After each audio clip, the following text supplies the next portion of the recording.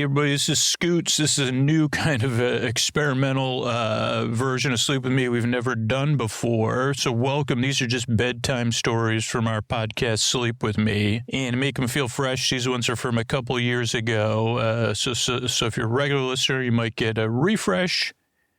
And if you're new, these are just bedtime stories from a show called Sleep With Me. They're strange, they're meandering, they're a little bit different. And all this is made possible by listeners like you, regular listeners like you. And so I just want to let you know that's how we're able to put the show out. And so if you are a fan of Sleep With Me, you listen to it on a regular basis, please consider supporting the show. You get ad-free episodes, you get ad-free story-only episodes, tons of other cool stuff at Sleep With Me Plus. That's sleepwithmepodcast.com/plus. But if you're in a position and you have some money every month, or you say, hey, maybe I don't watch that streaming service, I'd rather give it to a podcast, think about your favorite podcast. It doesn't have to be Sleep With Me, and support that podcast. If it is Sleep With Me, I consider supporting the show would be great. But if it isn't, or there's a podcast you listen to way more, brings you a lot of value during the day, please support that podcast. Podcasting is going through a different time right now, and your favorite podcast, the one you get the most out of, could use your support the most. So consider supporting it however they request support. Just check it out, like listen to the show or check out their website, or consider supporting Sleep With Me. If Sleep With Me, you say, oh no, Sleep With Me is the one I listen to the most, sleepwithmepodcast.com/plus. Thanks. Friends beyond the binary, ladies and gentlemen, boys and girls, it's time for the podcaster who loves pop music, but I try not to share my love of pop music too much with you, because I'm, here to put you to sleep, trying not to get caught in the hook. But by the time you hear this, my reference will be as dated as my watermelon sugar references. And, then I'll be going back to whatever, 2016, 2019, and saying, I'll be like riding into your sleep like a dark horse of dreamland, and singing in the shower because it's time for Sleep With Me. And if you're confused, you're in the right place. The podcast to put you to sleep. Hey, everybody, this is Scoots. This is a quick message here. If you get a lot out of Sleep With Me, if you're a regular listener, you like these new things we're trying out, like the story-only version of the show. If you're new, don't worry about any of this. But if you're a regular listener of Sleep With Me, or you're a regular listener of any podcast, if you have a favorite podcast, and it's not Sleep With Me, that's totally cool. If you have podcasts you listen to way more, or you get way more value out of, I totally understand that. Consider supporting that podcast. Podcasting as an industry is kind of going through a weird phase right now. Direct support from listeners it seems like it's going to be the future of most shows. And so consider supporting the podcast you really love. And you could do that. You could find out, you could listen to the show and see how they ask to be supported. Or reach out to them and say, hey, how can I support you? Or if you can't afford, a few dollars a month, you say, hey, how else can I support you? But if Sleep With Me is the one, Sleep With Me Plus is the best way to support Sleep With Me. Sign up for Sleep With Me Plus. Not only you get an unbelievably sweet, different ways to listen to the show, but it's a huge help for us to be able to do stuff like this. But yeah, think about what your favorite podcast is, and then go ahead and go to their website, or if you already know how they like to be supported, support that show. Thanks and good night. All right, everybody, this is Scoots here. And this is another famous tale that I heard one time, and that, believe it or not, the beings that told me this were two pigeons.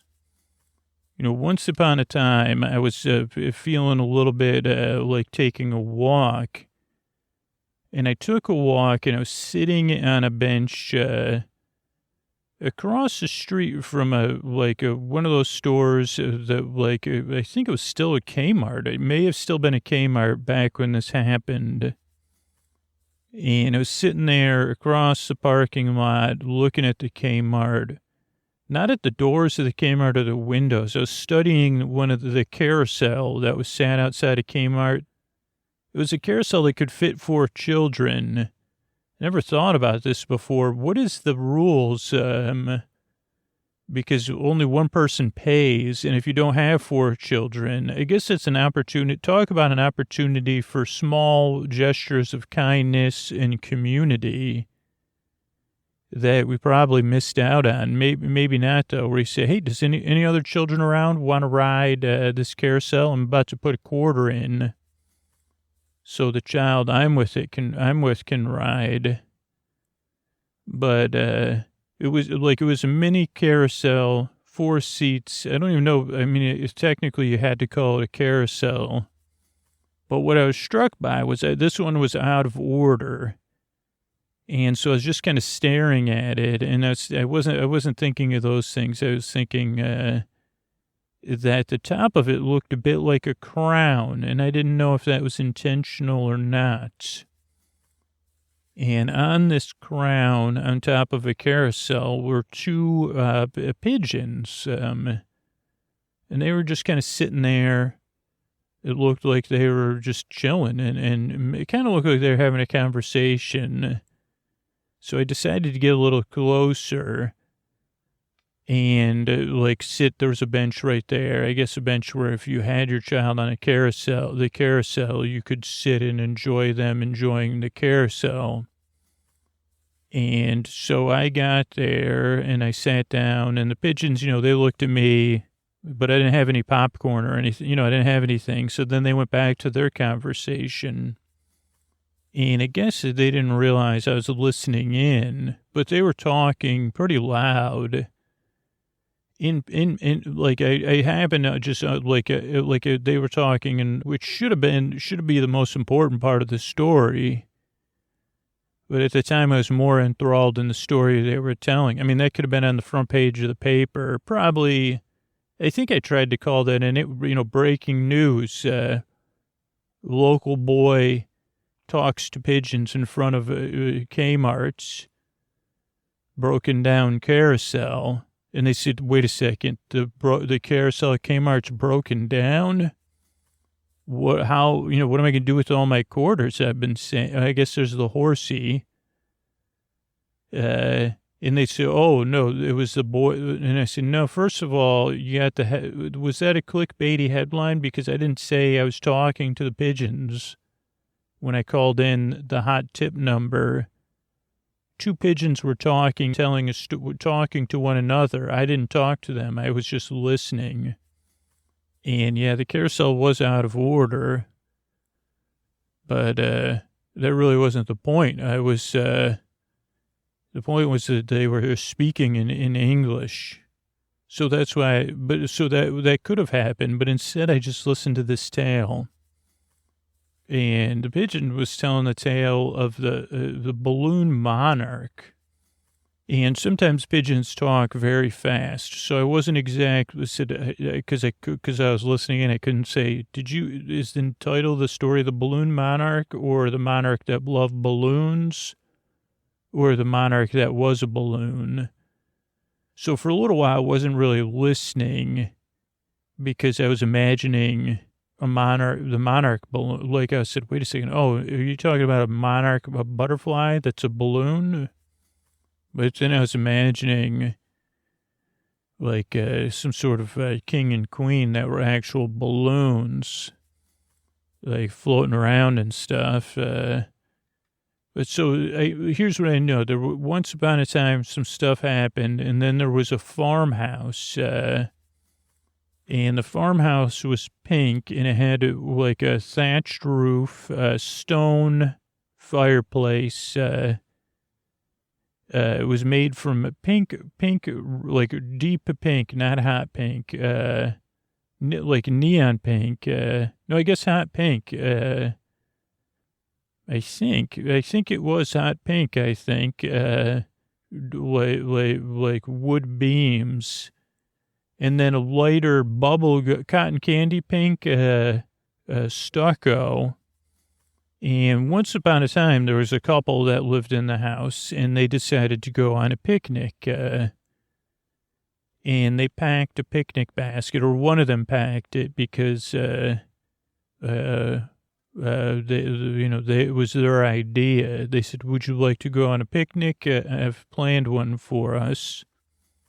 And the person said, well, it's a little warm. I'm not sure how far away. And they said, oh, it's going to be a special picnic. I have a jug of our finest lemonade and, a baguette and cheeses. I have I have dessert even. So it's going to be so great. So let's go. And the person, so they had a picnic basket. The person also, they wore a stocking cap during the day.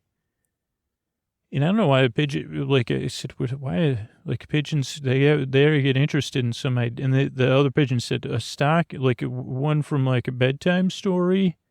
I said, yeah, like a sleeping cap, like one that like has like, that's too long for the head and it goes down and it ends in a poof ball. And the pigeon telling the story said exactly like that. And they said, interesting. And so they said, okay, well, anyway,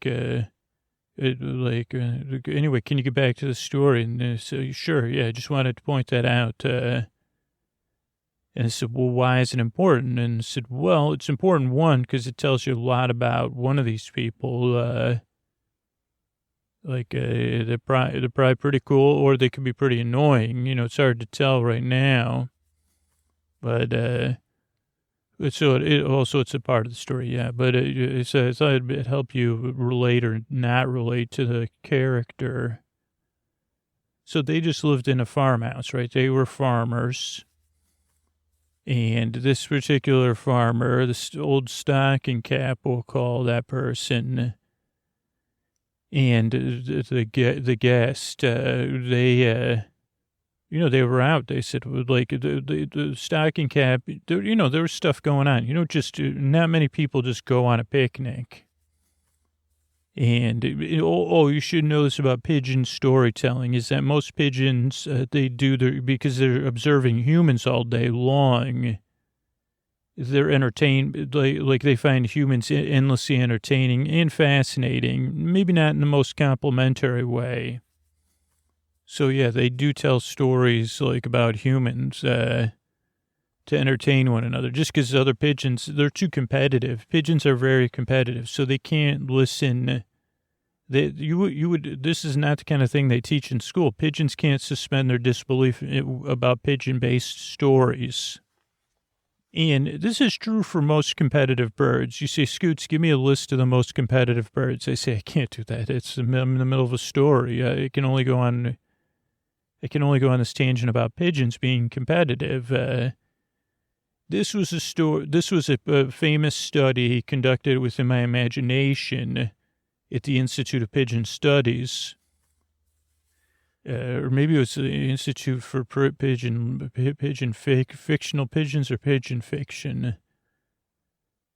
But, or maybe it was a competition about how many times you could accidentally say pigeons.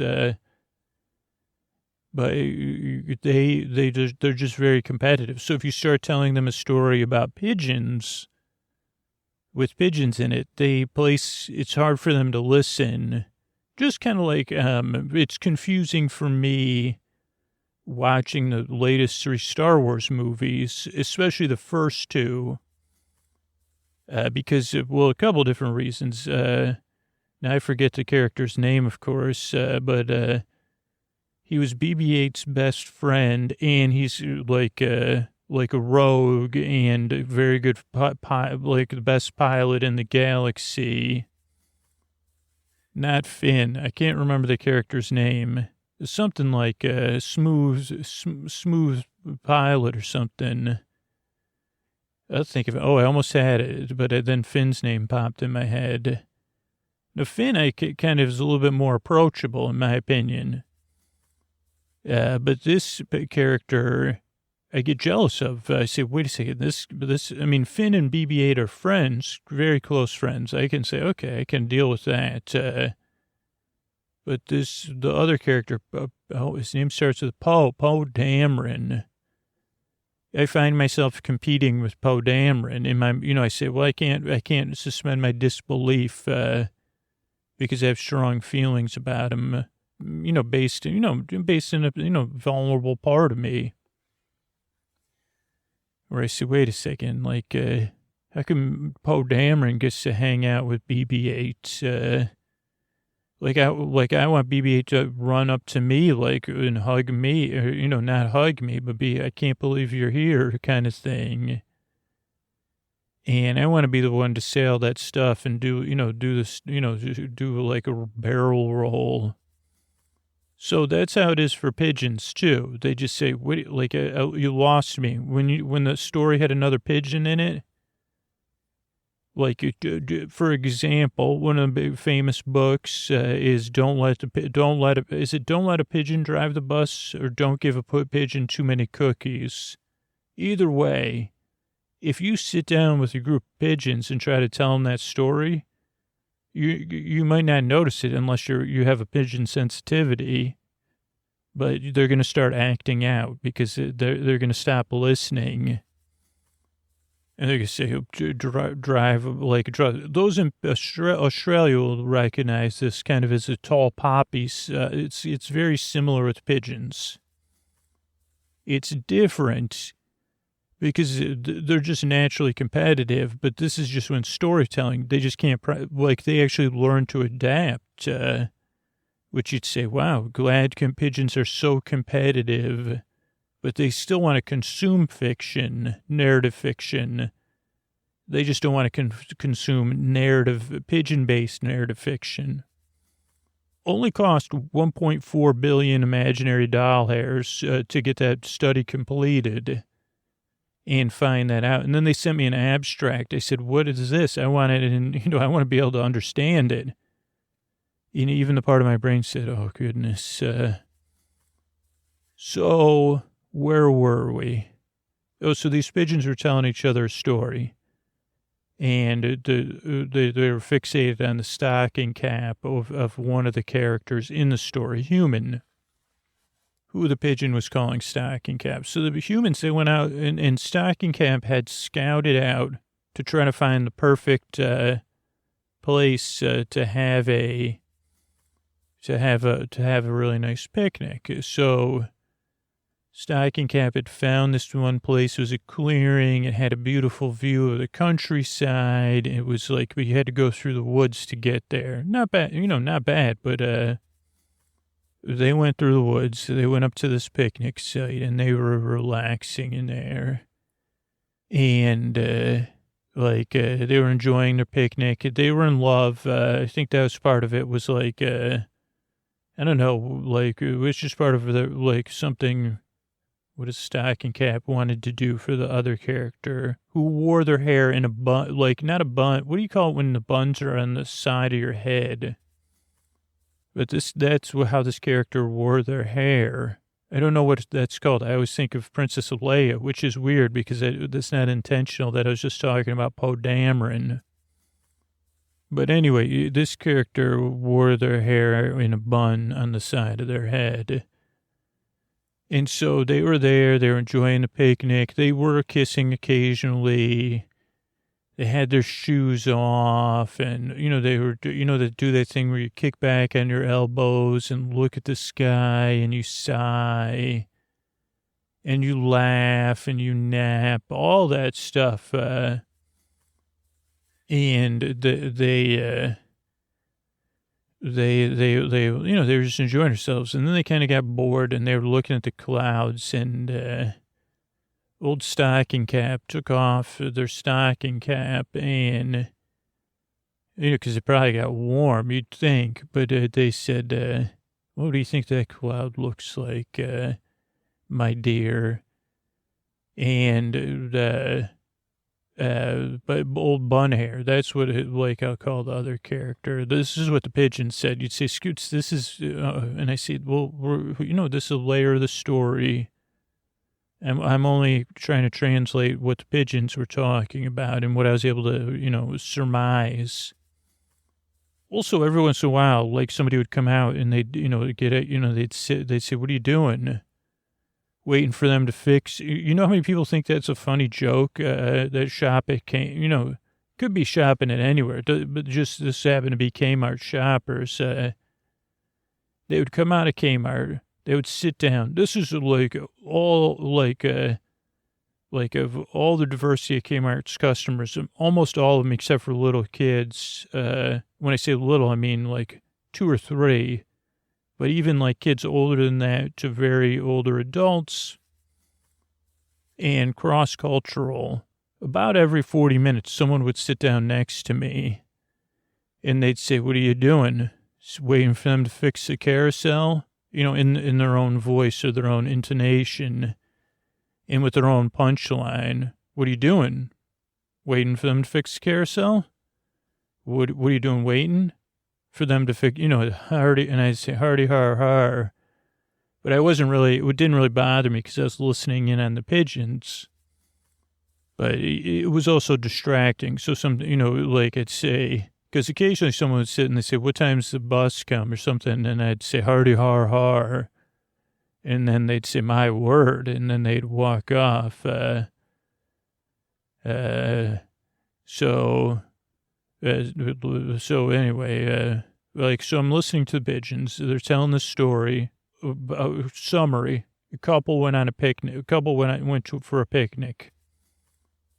You think they lived in a pink farmhouse, and that's all that's happened so far. Perfect picnic spot up on a hill, through the woods, beautiful view of the countryside. And, they got to the point where they'd like, they were looking for some entertainment because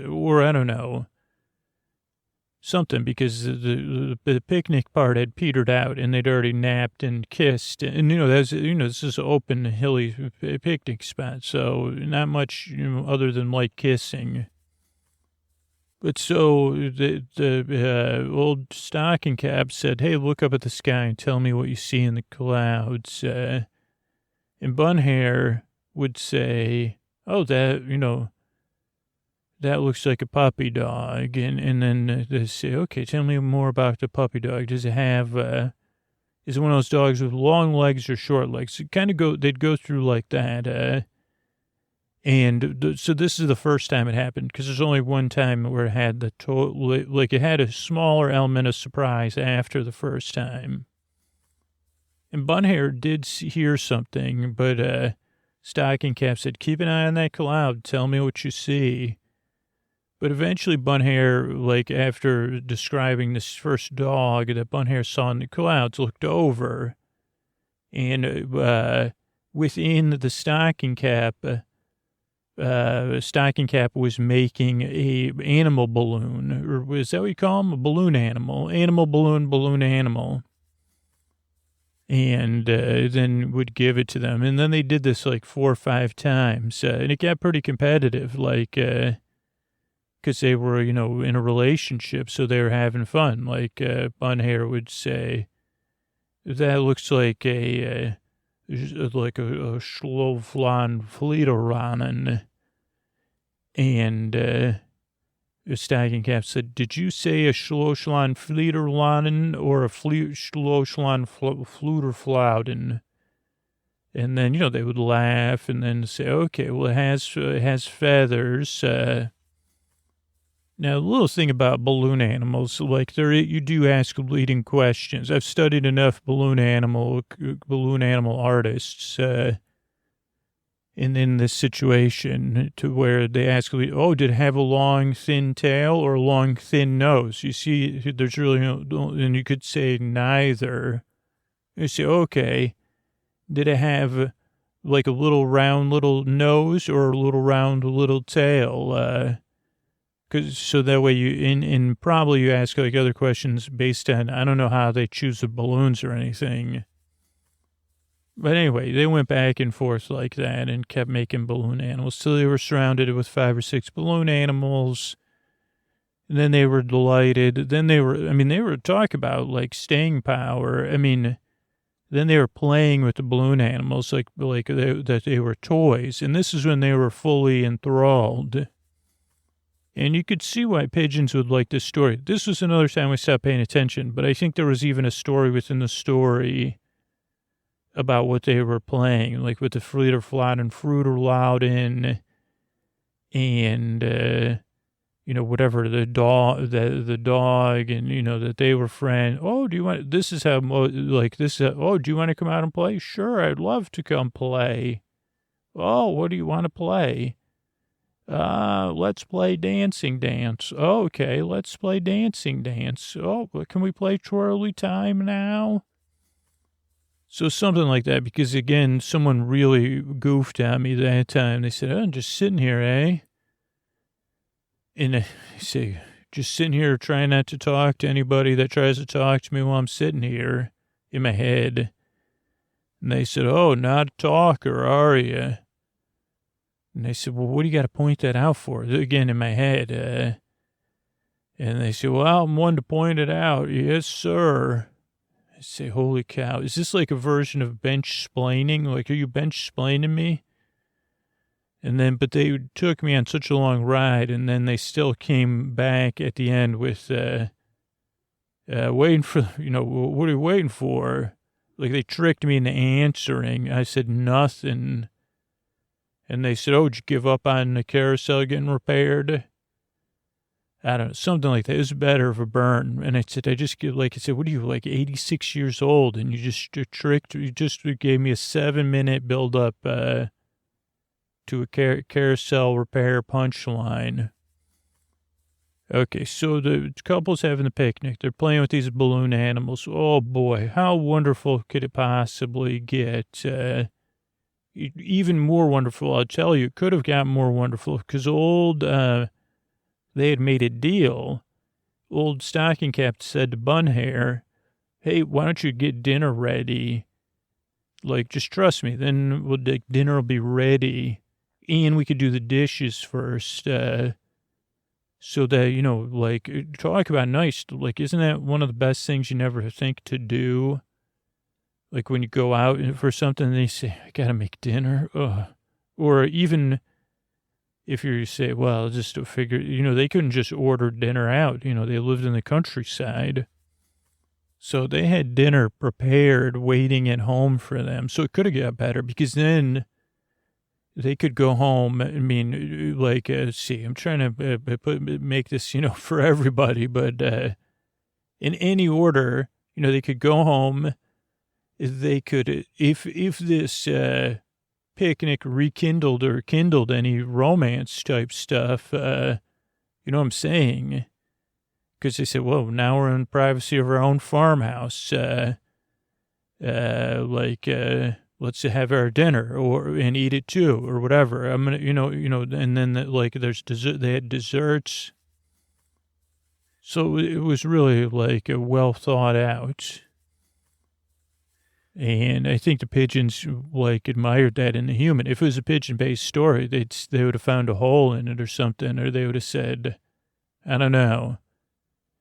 But in this sense, even I think hopefully all of us are enjoying it just like the pigeons who are saying, wow, this is really going good, eh? And there was even, I think this was, I'm not sure what stage this was. It could have been an early relationship, or it could have been a long-term relationship of discovery. Because at one point, Bunhair said, I didn't even know you were a balloon sculptor. And, then they said, well, there's many more things, I'd like to know, so it was like that kind of thing, too. But so there they were, of course, playing with sculpted balloons or formed balloons or twisted balloons, however you want to say it, when who could come across the clearing. But, I don't know what these kind of hats are called. Like they're hats made of like leaves, but they don't look like leaves. Like you see them on, I don't know. Like what is that called? I don't know. Like not a rattan hat, but maybe it was a rattan hat. I don't think they have those. But it was this person in some sort of hat, made of some sort of leaf-like material. But it didn't look like it was made of leaves. It looked like it was like a woven hat or, you know what I'm saying. I just can't think of the word, a hat, fancy hat, but like a hat that conveyed authority that probably cost money or time to create. And they came across the field slowly, and the couple didn't really notice him at first, but then, like, the person was wearing, like, a cloak, and out of their cloak dashed a cat, and the cat kind of jumped on one of the balloons that had blown off the picnic blanket, and it popped, and then, of course, broke the mood, and then the cat popped to the other ones, and then they said, what is your cat, it's popping our balloons, and they said, it's probably not good for it, and this person in the cat said, you're trespassing, and they said, trespassing where? And they said, trespassing on the land of your graces, and they said, your graces, that's beyond the next set of hills, the castle. And they said, this is their leisure lands. You're trespassing on their leisure lands where they come for leisure. And they'll be coming today or this evening for leisure, and you've ruined their leisure by being here. And, they went back and forth. And the pigeons, they had an opinion about this. They said, who do these graces think they are? And the person said, well, I work for them, I'm the authority figure. And they said, well, I guess we'll go home then, but it wasn't very nice of your cat to pop our balloons. And then the authority figure said, balloons. What is a balloon? And they looked at each other, but balloons weren't really common knowledge back then because you had to make them. Well, you don't want to know how they did it back in the days when there was castles. You just trust me, they're balloons. And so they weren't really well known because you had to, mostly you'd find balloons on farms or with people with a lot, I should have just kept moving on. So they're just made from natural stuff. I don't know why I'm like, this is a gift from nature. And never wasteful. There you go. So they said, okay, well, anyway, we got to get going here because, and they say, you're going nowhere. And they say, yeah, we're going home. We actually have dinner prepped and we had a lovely day. And I'm so sure you did. I'm sure you had a day of leisure on the leisure lands, but that's outlawed. This isn't your land of leisure on. And the Graces are a particularly foul, mood this year and this decade. And when they learn of this, they're going to expect to be recompensed, for their loss of leisure. And then they said, Bunhair said, leisure is not a zero-sum thing. They said, there's enough leisure to go around. And then the authority figure said, well, one of you is going to have to prove that fact to the monarchs. And this is like the kind of tale, you know what happens in these tales. It's a bedtime story, but, things went too far. And they said, well, one of you is going to have to entertain, maybe put the Graces in a good mood, and one of you isn't. And it kind of got to this authority figure was really harshing their mellow. So they had strong feelings about it. So Bunhair, of course, she brought out the CURSE, like both in her language, but also she said, "We're no mere farmers. We're amateur entertainers and magic. I'm a magic user, and by the power of these balloons, I'd make sure that your Graces never enjoy anything ever again, balloon related, Well, like, till then, and then the authority figure said, well, I'm also a magic user.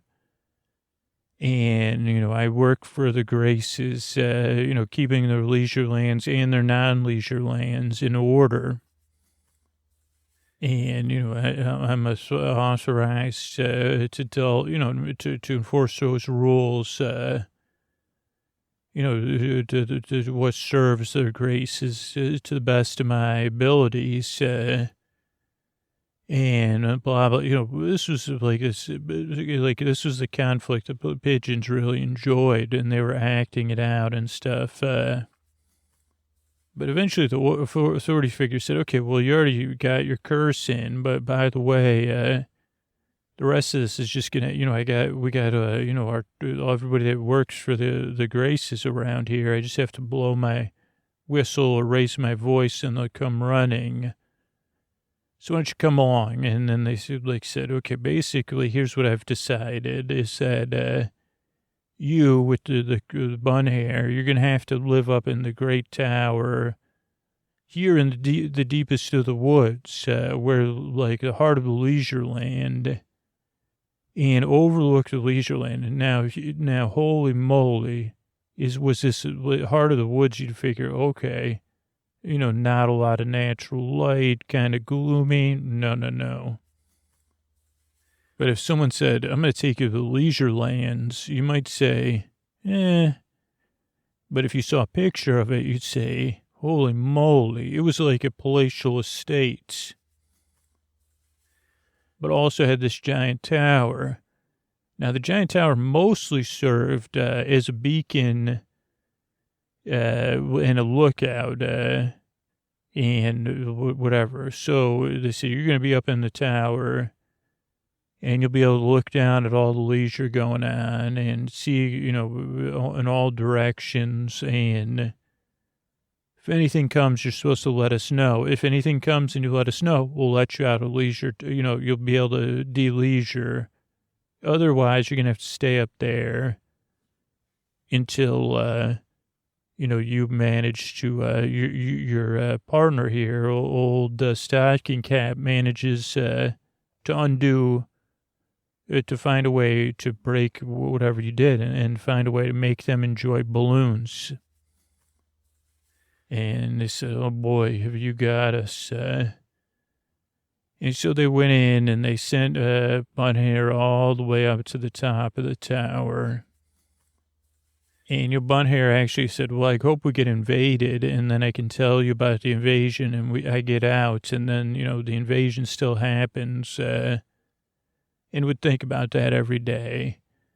Now, old Stocking Cap got, assigned to the throne room, which overlooked the pool, and there's like natural spring pools and a lot of cool stuff, and the Graces were there. They were younger monarchs, and they found that another part of the curse that didn't really get attention because I wasn't paying attention. Because again, at one point I went in and got a gumball from the machine because I just thought I could use a couple of gumballs.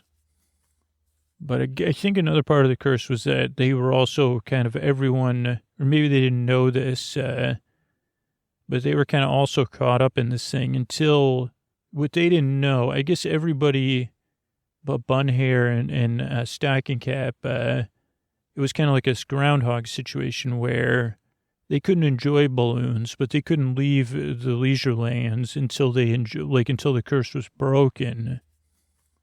And how do you break a curse? That the only way to break it is presumably was either have someone come and so anyway, that's kind of explains why they didn't just go back to their castle right away. And maybe they weren't gone that long because old Stocking Cap started to make balloons, balloon animals, and there was also hired storytellers, so they would do the balloons, but nothing did it. The Graces was like, boring. But here's the thing: old Stocking Cap was very, very smart, and these weren't like these balloons; they were very high quality. And old Stocking Cap would even say, "Well, what if one day you do enjoy these balloons? Let's dip them in paraffin or paraffin, so that you have them as toys, and we'll pile them up somewhere for someday." And old Stacky Up just said, I'm here, man. I'm making balloons. And at first few years, it was just balloon animals. And at some point, Stocking Up said, well, I can't keep this up, even though there became, thousands of balloon animals stacked at the extra toy yard, which just happened to be next to the giant tower, of course. You see where this is going. So there was like that was the original plan. It was like, I can stack up all these balloon animals. In the middle of the night, I'll run up, rescue my my sweet, sweet bun hair, and we'll get out of there. But eventually, you can only make so many balloon animals in a year before you one, it gets repetitive, and two, you say, okay, this is exhausting. And so this was a moment in history that doesn't get in. I mean, this, I guess, was a thing, the pigeons, because I think they were maybe they saw people coming in and out of I don't know if K-mart had balloons, but Faye's was down the way. Maybe Faye's had balloons. But they are familiar with them because the birds flying around. They don't live 100% of the time on the top of a broken down carousel. But this was the time when they invented balloons as we know them, because they had this whole entourage to keep these two, what do you call them, monarchs entertained. And so, and I guess what's his name, Stocking Cap, was really a collaborator. So he'd say, okay, let's paint some things, and so they started painting balloons. And at first it was like silly faces, and then it was like things from stories and stuff like that. But you couldn't really make those out of paraffin and put them and pile them up. So, the kids, the monarchs, they never got into it because it was one, they had if you're going to have another balloon tomorrow. But two, also the curse. They couldn't get over the curse, So old Stocking Cap said, okay, I don't know. And Stocking Cap did figure out one thing. Like eventually some of the travelers or teachers, they said, well, there's balloons and other things, and there's these floating balloons. You put a candle and the balloon will float. And so they went through a period of floating balloons. Now, this gave Stocking Cap an idea of how to communicate finally two-way with Bun Hair. Because for the time, Bun Hair would drop notes down for Stocking Cap, and Stocking Cap would communicate with gestures and stuff. But it was really unsatisfactory. Bun Hair was writing these deep letters. And also saying, we got to get out of here. They just send me up a bucket of oats and a bucket of carrots and, 2 buckets of water every day. And it's not fun. And also, I'm a little bit irritated with these monarchs and their balloons. And so once Stocking Cap and Bun Hair could communicate, they started to say, okay, well, how's everybody else feeling? They said, no one likes these monarchs. And they said, okay, let's figure out a way to deal with it. We're already on a long game, breaking a curse. We kind of trapped ourselves in and got recursed. And they said, where's the authority figure? And they said, the authority figure's just waiting, because they don't realize that we're stuck in this day over and over and over again. And they said, okay, so they figured out that they could get everybody else. So they got the storytellers and the musicians to start really telling these more action-oriented stories about, conflict within lands, and that monarchs aren't always monarchs. And sometimes, there's forest beings or, other rulers, all that kind of stuff. Some history, even history, actual history. And meanwhile, what do you call it? Stocking Cap was working on grander and grander balloon designs, and ones that with a plan, because not only was Bun Hair supposed to be looking out, but there was other levels on the tower, right, where there was guards and stuff keeping an eye on stuff. And so what eventually, they realized was if you did it at night with a candle balloon on a string with a painting on it, you could kind of bring it up in front of one of the lookouts and show them a scene that they would think is happening in the distance. And they were able to perfect this by testing it out with Bun Hair, because at first it was like Bun Hair's like, no, I can see the sides of the balloons, change the color. Or, oh, this only works on nights, with full, not on a full moon night. So, 3/4 or less. So they started to get this idea that, there's a forces amassing outside of the woods, and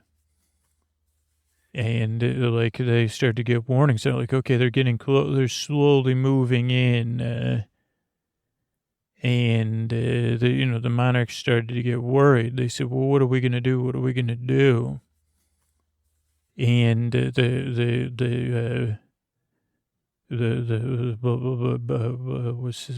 Stocking Cap said, okay, what if I could do something? And they said, what would you do?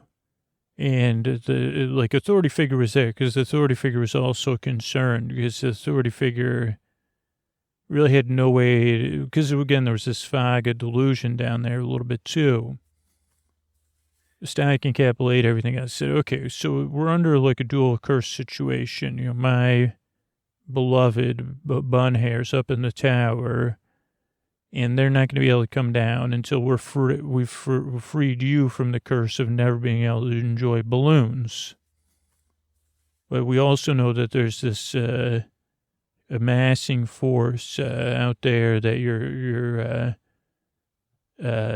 troops see every single night. And the Stocking Cap said, what if was my dearest Bun Hair is a powerful magic user? What if we can deal with these troops and the fires and the movement out on the edges of your leisure land? If they all go away, will you free us? And they said, we will, but we commit. And they said, no matter what, you'll free us. And they said, yeah, but we're still stuck in the curse situation, so it doesn't really matter until you find a balloon that is going to delight us. Does it really matter at all?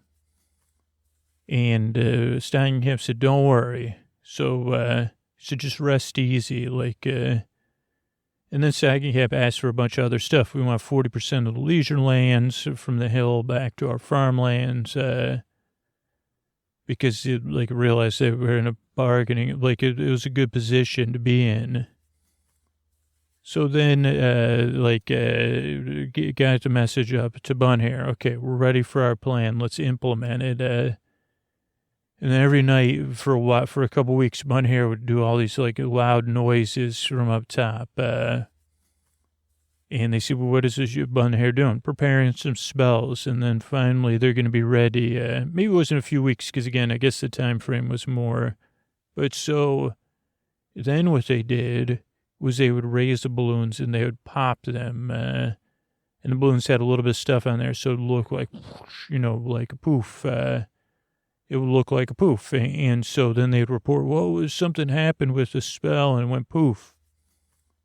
And they said, oh, good. And they said, okay, it's still going to take a couple more nights, more and more build up. But eventually all of the troops outside went poof. And they said, well, you've succeeded on the part of your bargain, so we grant you all those lands and your freedom, but we're still stuck with this curse that you told us about, the double curse. And that's when, not Bunhair, but old Stocking Cap said, well, those were balloons, because they said, we're so delighted. Oh, that's the part I forgot. They said, because again, someone was bothering me with about the carousel. They said 2 quarters for your thoughts. And I said, for the carousel? And they said, when it's fixed. But they said, oh, we're so delighted all the armies are gone.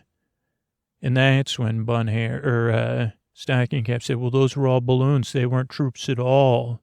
So you've been delighted by balloons, my monarchs. And they said, wow, they guess, and then the curse was instantly broken. Maybe it didn't even need to tell them, which would have probably been better. Because the monarchs, they did still reinforce property lines they had agreed on pretty stringently, and were kind of irritants to the couple. But eventually they went back, and Bunhair got to come down from the tower. And they actually got to use their picnic spot. Their dinner was ruined, obviously. They had sent people to clean their place, so don't worry. The monarchs were, rulers, but, annoying rulers, but not the worst. And that was it. They went home. They returned to their lives. So they had more land and some leisure land of their own.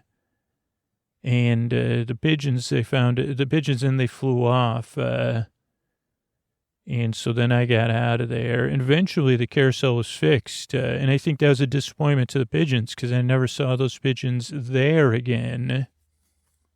They realized that they had a nest in the V part of the top of the K at K-mart. So I guess that's a story I heard once from a couple of pigeons, on a carousel. That I guess it was called Monarch Balloons or the Monarchs and the Balloons. Great tale from pigeons to you. Good night. Thanks, everybody. I just want to thank everybody that reviewed the show recently. Lois Anna, can't sleep without my boyfriend for 2 years. That podcast has helped me fall asleep every night. It gives me something to look forward to. Great deal of comfort when I wake up. Some people might find it odd at first, but give it a chance. Right combination of endearing and boring.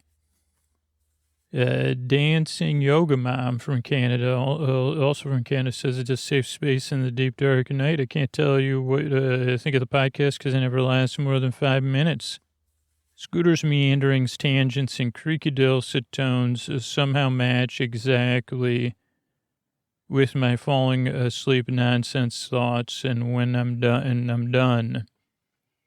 Podcast takes care of those in the middle of the night wake-ups and ensuing loneliness or troubling thoughts, as if I had a big brother beside me telling me goofy, monotonous stories.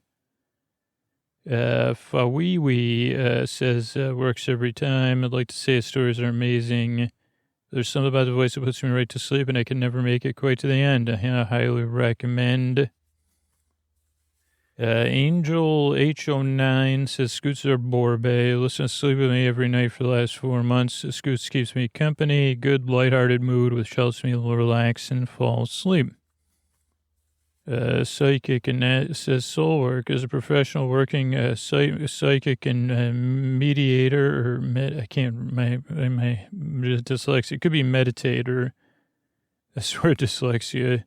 I work within the realms of dreams and life expectations through the ancient tarot, and I'm recommending to my clients to enjoy your podcast that I enjoy. Thank you.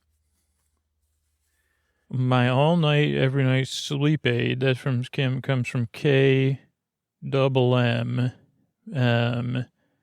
When I first introduced this podcast a few years ago, my first thought was, what? I had no idea what to expect, and the strange meandering stories threw me off. The voice took time to adjust to, but I had friends that swore by it, so I gave it 3 nights. After that, I was hooked. Within a few months, I became a patron to access more benefits, and because my Patreon helped other folks, I still had access to the podcast. It's changed my life. Amazing community, moderated by volunteers. If you can't sleep, you can be sure there's others that can sympathize with you.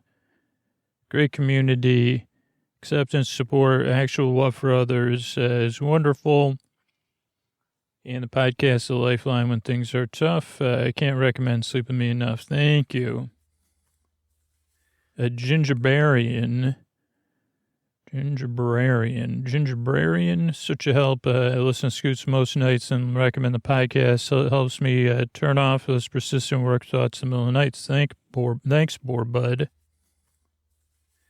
And finally, ACD from Australia. Favorite sleep podcast ever. Amazing. Creaky dulcet tones. I can get to sleep quickly. It took a few goes. Highly advised. I find that I can listen to Scoots if I have a migraine. Helps me block out the pain and the ringing in my ears. And it's helped many times. So thanks, everybody, for reviewing the podcast over here at Sleep With Me. Where are we at? Sleep With Me. I don't even know, on Apple Podcasts. Sleep With Me exists as a free podcast. Get people to support the show on Patreon, support our sponsors, refer people to the podcast. So that's amazing. And,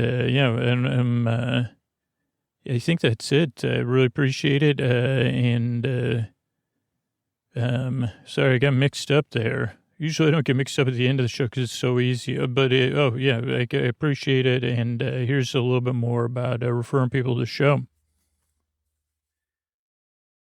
Hey, everybody, this is Scoots with a tuck you in message here for our bedtime story podcast. We're trying out, and I kind of said this, free way to support Sleep With Me and bedtime stories from Sleep With Me is join our referral program, sleepwithmepodcast.com/refer, REFER. You get rewarded for introducing people to the free version of Sleep With Me, including access to Sleep With Me Plus. But most of all, just think about what your favorite podcast is or one of your favorite podcasts, and then support that podcast. It doesn't have to be Sleep With Me, but just to support your favorite podcast, because they could use your support right now. And if you decide, Sleep With Me is actually my favorite podcast, well, wow, I'm blushing, seriously, even though it's imaginary here in this context, and support it at sleepwithmepodcast.com/plus. Or listen to a show you love and see how they want to be supported. Thanks.